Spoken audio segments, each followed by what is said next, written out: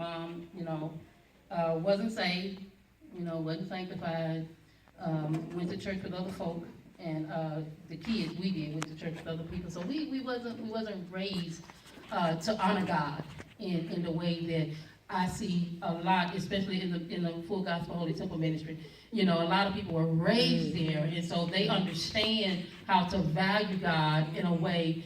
But yet, those that was not raised in ministry, and mama was maybe on drugs, or mama was chasing a man, or and doing things that wasn't conducive, to what we needed. And so it shaped us, it molded us a certain kind of way. And so when we came to God, I'm going to speak for me, I'm saying we, but I just got to believe that somebody in here is a part of the we that I'm talking about. And so when we come to know God, we embrace him a lot harder. Because the word of God says this, he said, he that is saved from much, loveth God much. And once you begin to fall in love with God and you realize what love is, and I'm going to get to this, but when we realize what love is, especially if you've been rejected or if you've been abused and misused and you're having issues in your life where you're trying to overcome it, but when you find this thing called love, we love hard. We tag onto it hard because it's something that we've been missing. It's something that we've been missing in life. But unfortunately, a lot of people don't know what love looks like. That's right. And sometimes even we in our personal lives don't know what love looks like. We know what the love of God looks like, but sometimes we don't know what love looks like in a man or in a woman because of that vessel that has been before us or in our lives. And so I hope did everyone get a folder? Okay, you got your folder.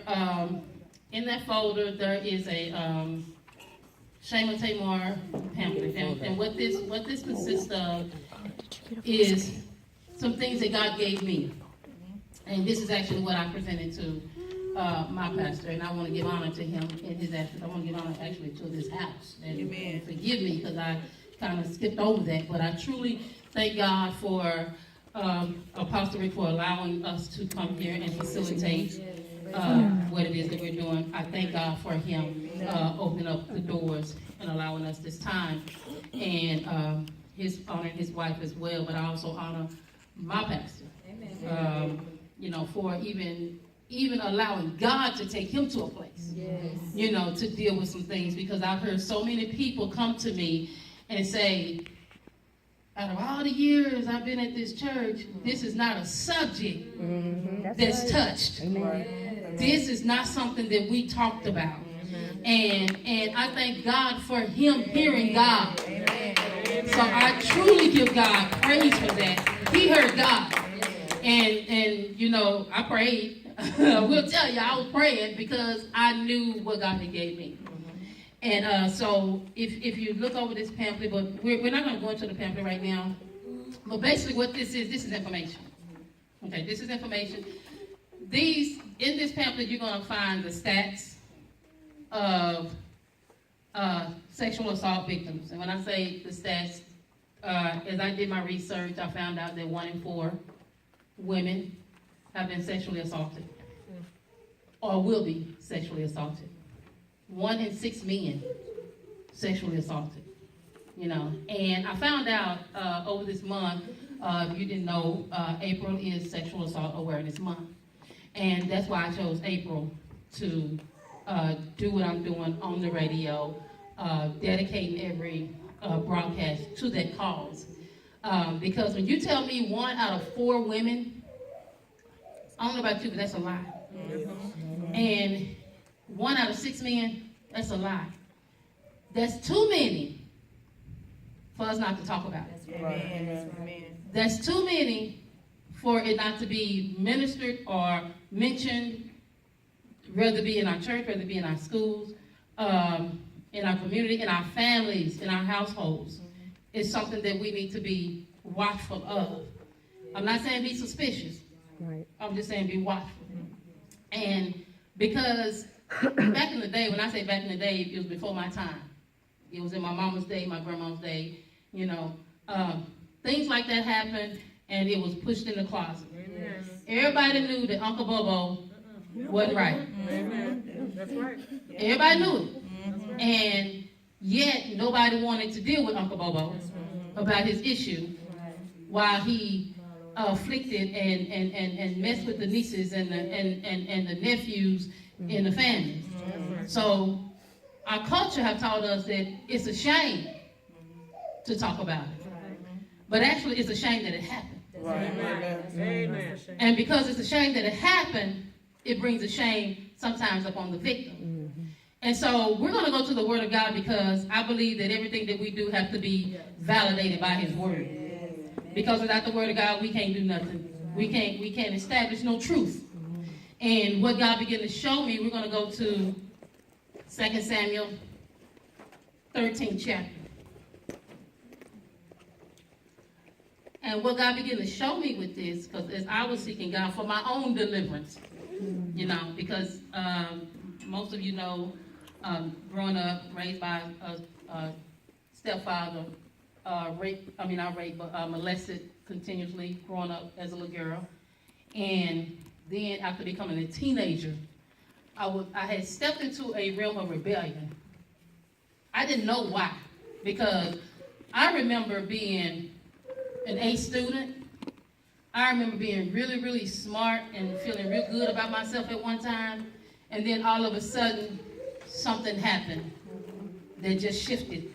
It just shifted my whole character and the way I looked at people, the way I lost respect for people, just didn't care type of attitude. And now after that God saved me, He began to show me why I was the way that I was. The seed that was planted and how that seed grew and how that was the fruit of the seed. Because how many know anytime a seed is sown, there's going to be some fruit manifested out of it. And so what God began to show me was that fruit of rebellion, that fruit of anger, that fruit I would fight all the time. And I don't always remember being that way. But after I got to about, I say, maybe 5th grade, 6th grade, fight was common for me. That's what I did because the things that I was going through, I needed an outlet. And you have some people, what they do, they suppress and they internalize things. And so they torment themselves. And they blame themselves. And I did that too. But I needed somebody to beat up. I needed somebody to take this anger out on. I needed somebody to retaliate against. And so now that I'm an adult and I understand what I was going through, I feel sorry for the people that I bullied in school. Because I literally bullied all the time. And if I could ever run into them people, I would truly repent to them now. Because I was just a marred vessel. And so here we're going to talk about, we're going to go to the chapter of 2 Samuel, 13th verse. And again, I appreciate y'all for coming out. Give God a praise. Amen. Give God a praise for you. Just for you. Give God a praise for you being here.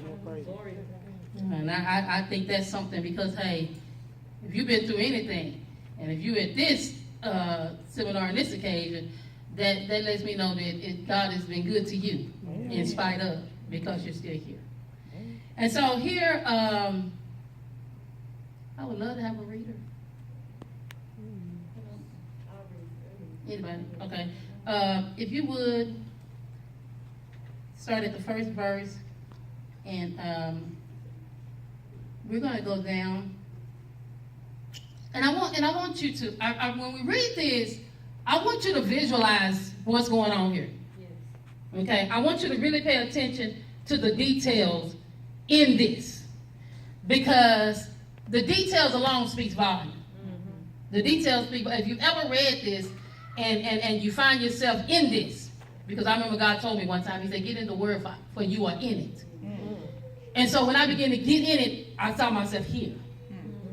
And so when you read this, I want you to really pay attention to what's being said. What the testimony of this thing is. Go ahead, sister. And read down to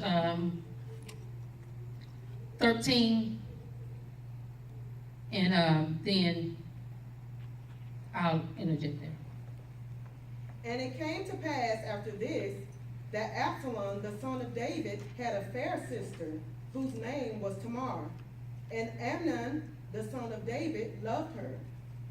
And Amnon was so vexed that he fell sick for his sister Tamar, for she was a virgin.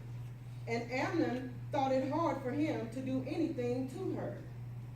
But Amnon had a friend, whose name was Jonadab, the son of Shammah, David's brother.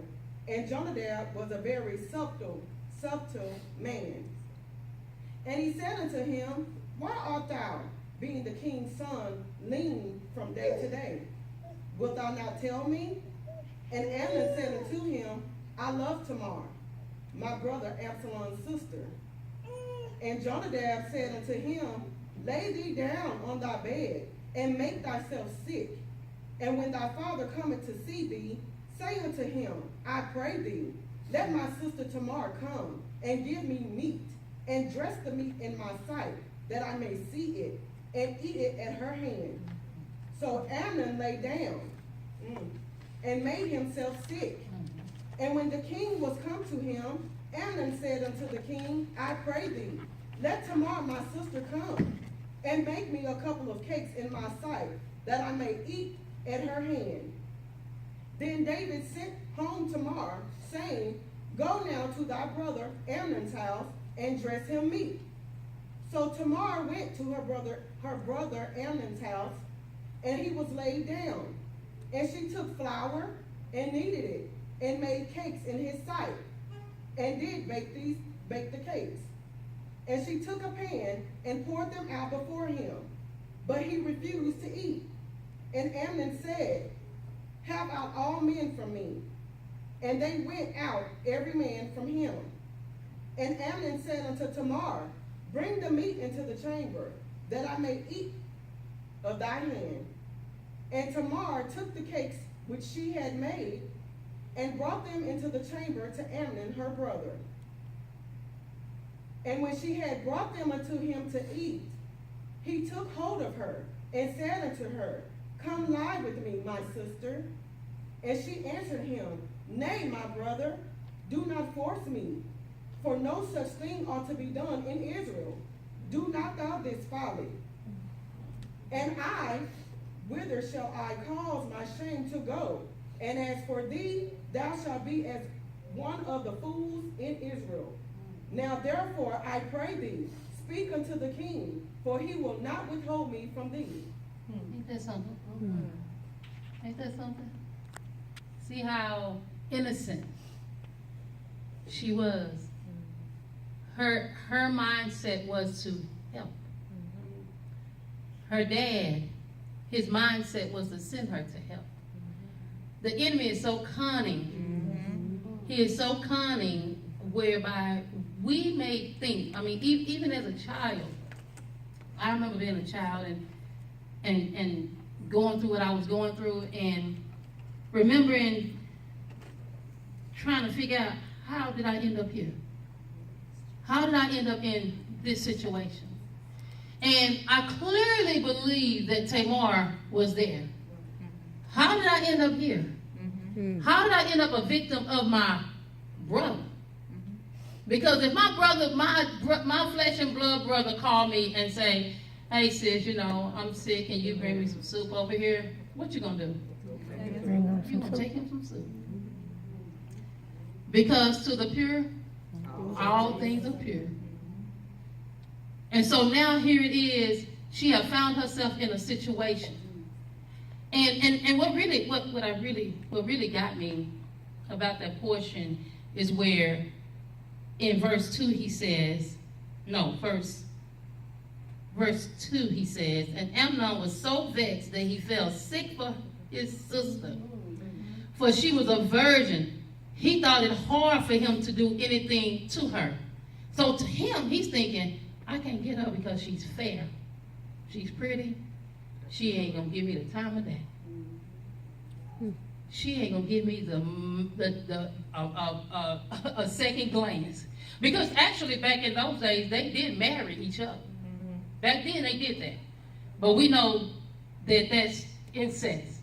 You know, that that's not the will of God for us, you know, and so here it is. He said, she won't have nothing to do with me. And as an adult, when I was raped by my mother's boyfriend when I was 19, and I'm going to tell you something, I could see it coming because I had already experienced something. And so my senses were already open to something was about to take place. And I recall one particular day, and at that time, like I say, I was about 20 years old then. And I lived with my mother. My baby sister was gone to a slumber party. My mother was at work. So he knew I was at home by myself. And he came over. He knocked on the door. And now, in my mind, I'm thinking to myself, I shouldn't even open the door. I shouldn't even let him in. That's what I'm thinking to myself. But as my mama boyfriend, too, and how am I going to explain to her why I didn't let him in? Because if I say to her, I'm not just feeling comfortable around him, then I'm going to offend her. And so that was my dilemma. I think I was about 19 at that time. And so I opened the door, let him in, and the whole time I'm walking around and I'm looking for the phone because I want to know, because you know back then we didn't have cell phones. So I'm looking for the phone to try to figure out where my outlet at, how am I going to get out of this, because I felt it coming. And I remember the attack, and I remember fighting, you know, just fighting him, trying to get him off of me, just trying to, you know, like, I can't believe this is actually happening. You know, I cannot believe that you with my mom, but all the time, your intention is something different. And so when I look at Tamar, you know, you're my brother, you know, but all the time, you got a different intent. You know, all the time, you are looking for something from me that I'm not willing to give to you because it's not entitled to you. And so this is where Amnon was. You can't have her. You're off limits to her. So what you're going to do is take her. And I remember going through that, and afterwards, you know, calling the police and going through all the extra, you know, remember going down to Parkland Hospital, going through the rape kit and all of that. And that was actually the first time out of all that I went through as a teenager, the first time that I had actually went through that step. And that was humiliating. And now in my thought process began to run, and I'm like, I'm pressing charges. So by now I'm old enough, and I'm mad because you finna get it for everybody that did this to me. Because keep in mind, at the age of 16 or at the age of 14, I was gang raped. And boys, you know, in school they used to boast about pulling trains. Have y'all ever heard that? When they would say we pulling trains, that's gang rape. And so through that episode, I became pregnant, and I was ashamed to tell it because, first of all, I was skipping school. And so how am I going to tell my mom what happened and I'm skipping school? So now I'm in trouble. I'm in trouble because I was at the wrong place. I should have had my tail at school. You know what I'm saying? And so I was disobedient. So the enemy binded me there. And so the whole time I'm hiding the pregnancy. And can you imagine 14 years old going through something like that? And you trying to conceal a pregnancy, and there was one guy. And that's when they came in, you know. And so that's why I always tell people, and I tell my daughters all the time, be where you're supposed to be. Did I deserve it? No. But I know that if I would have been where I was supposed to have been, then chances are that would not have happened to me. So I own my peace, but does it justify what happened? No. Because regardless of what it is that we do, and a lot of times people say, well, because you wear certain clothes and you do certain things, then you're setting yourself up to be raped. Now granted, there are some seducing spirits in the earth. And we're in a naked generation anyway. The folk don't wear no clothes. The more short it is, the more he like, you know, and the more that's being revealed, because I've never lived in a society, I cannot remember in my day where every time you turn around, you got to look at somebody's twin towers. Right. You know, I'm tired of looking at sisters' twin towers. I'm not wanting to look at your breasts. That's not me. Amen. I don't want that. You know, but this is the society that we live in. But does that warrant someone being raped? No. Does that justify someone being abused? No. However, this is what the stigma, you know what I'm saying, that we hear about when people say, well, if she would have had her clothes on right, then that wouldn't have happened. I disagree with that. If you wouldn't have had a demon, it wouldn't have happened. Right. Because that's where it started. It started with a demon of lust in you. And so no one deserves to be ravished or raped as. And I'm gonna tell you, God talks to me out of this word. When God was really dealing with me and was healing me, I'm going through the healing process. He was talking to me out of this. Because how many know we find healing in the Word of God? Amen. You're not going to find it anywhere else. There are counselors that can tell you some good stuff. They can encourage you and allow you to vent. But at the end of the day, are you better? Are you whole? Or did you just pay somebody to listen to you? Because that's really what people do when they go and lay on somebody's couch. They basically pay somebody to listen to them vent. And so I can vent for free. That's right. I can empty out before the Lord and look at my bank account and that money still be there. I appreciate the Lord for loving me like that. And not only can I vent to him, but he's going to answer me in a way that's really going to help me. That's going to help me face it. That's going to help me overcome it. Because if I pay a psychiatrist or a counselor and all they doing is just, yeah, really, I'm sorry. Yeah, that happened to you, you know. And what you got out of that? Nothing. You get nothing. You just pay somebody to listen to you. But nevertheless, for those of you just come in, we are in 2 Samuel 13th chapter. And we're talking about Tamar, which is David's daughter, being raped by her brother. And so we're going to go on, and we're down at verse. Here it is. Wait a minute. She's in verse 11. Here it is. She's serving him, and she's telling him how, or she's serving him as her dad had told her to. She's doing everything right. She's in obedience. She's doing everything right. Have you ever just did everything right and still became a victim? You did what you were told to do, and you still became a victim? Because I look back at my stepdad. I mean, we're taught as little bitty children to obey.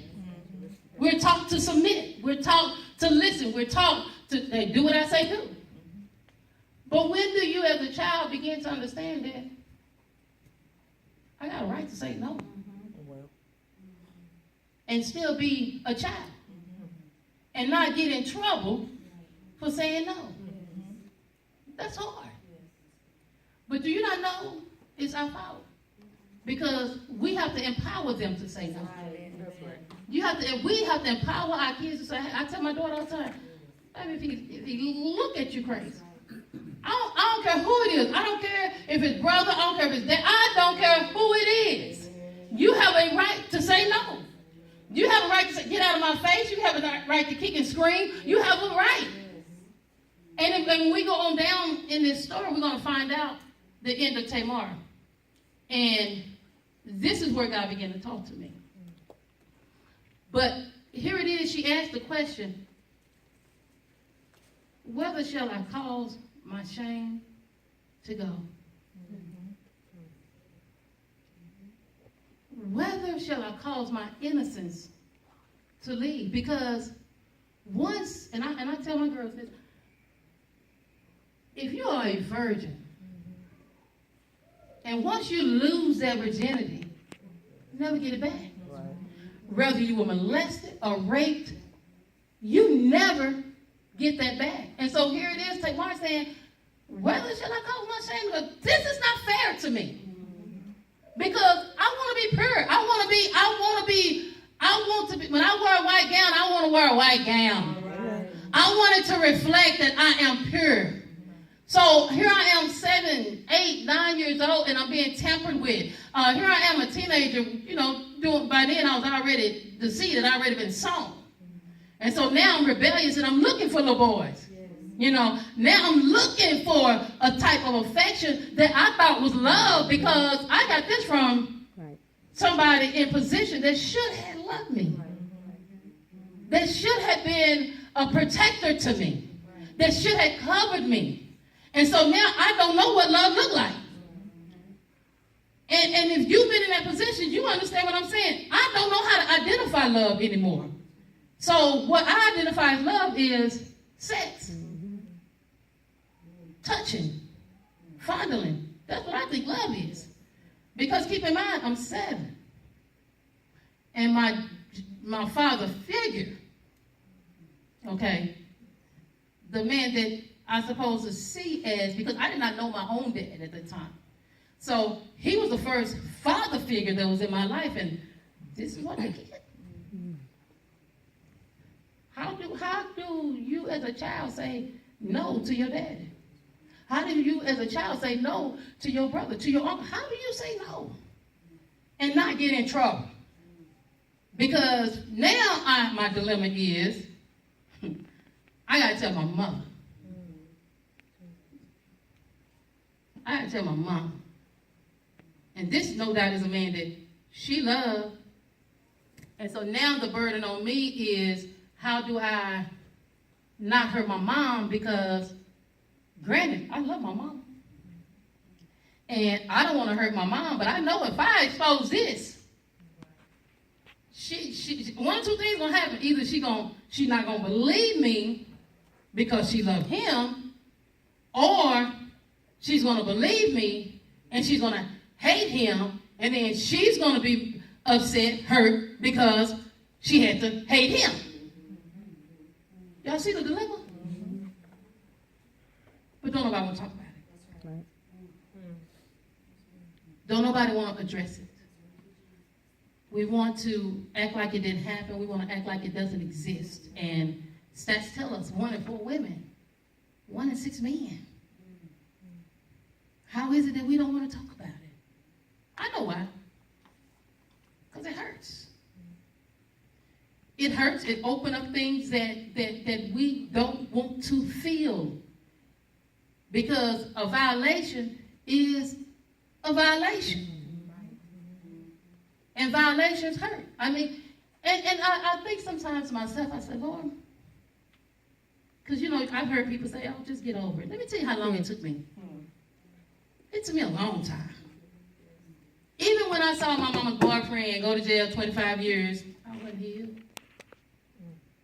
I wasn't healed. I got a little revenge, but I wasn't healed.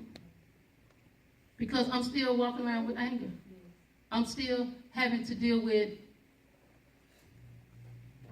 identifying what love is. Because I still don't know what love is.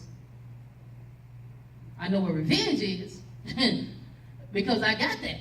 I got that. When he got 25 years, I felt like because granted, I'm trying to get back at him for all, because, that I had gone through by the hands of a man or a young man. And so here Tamar is, she's like, whether shall my shame go? How am I going to testify to being holy? How am I going to testify to being pure? How am I going to testify when my husband comes? How am I going to testify? How am I supposed to identify this? And then read on. Because it gets worse. Yes, starting 14. Howbeit he would not hearken unto her voice, but being stronger than she, forced her and lay with her. He said, I'm going to do what I want to do. I want to fulfill my passion. I want to fulfill my lust. I'm going to do what I want to do. Go ahead. Then Amnon hated her exceedingly. Ain't that something? You violate me and you hate me? You mad at me because I exposed you? You mad at me because I called it what it was? I'm telling you, you're gonna be you're a fool. That's what she said. She said he's a fool. That's what you're gonna be named as among Israel, as a fool. And so now you're angry with me, you hate me. How does that work? When in actuality, you hated me all along. See, he had it twisted. What he was calling love is what we call an inordinate affection. So really, you hated me all along. You looked up on this woman's beauty. You looked at on how fair she was, because, you know, back in the day, you could see a virgin because they carried themselves in such a way. They carried them. Now you can't hardly tell who's who. but back in then, you could tell, because there was a certain attire that they would wear, and it identified them as one not being touched. Now, she can't even wear that no more. Read on. Then Amnon hated her exceedingly, so that the hatred wherewith he hated her was greater than the love wherewith he had loved her. And Amnon said unto her, Arise, be gone. Get out of my face. And she said unto him, There is no cause. This evil is sending me away is greater than the other that thou didst unto me. But he would not hearken unto her. Do you hear this lady crying? Do you hear her expressing her pain, her disrespect? Do you hear her? Because when I tell you, when God begins to really deal with me and put his finger on issues in my life, and I'm reading this, I heard me. What she's saying is what I was saying. How do you do this to me and then tell me I'm the one that's wrong? Tell me I'm the one that shouldn't have been where I was, or I shouldn't have just shouldn't have been. How is that? Read on. Then he called his servant that ministered unto him, and said, Put now this woman out from me. This woman! This woman! Now this woman? What? At first, I was your brother's sister, and I was lovely, and I was all that, but now I'm this woman. Who does that? Now I'm just this woman. Read on. Put now this woman out from me, and bolt the door after her. Lock her out so she don't come back in. As if I asked her, come here to begin with. Because last time I checked, you invited me. Right. Read. And she had a garment of divers colors upon her. For with such robes were the king's daughters that were virgins apparelled. Then his servant brought her out and bolted the door after her. And Tamar put ashes on her head and rent her garment of divers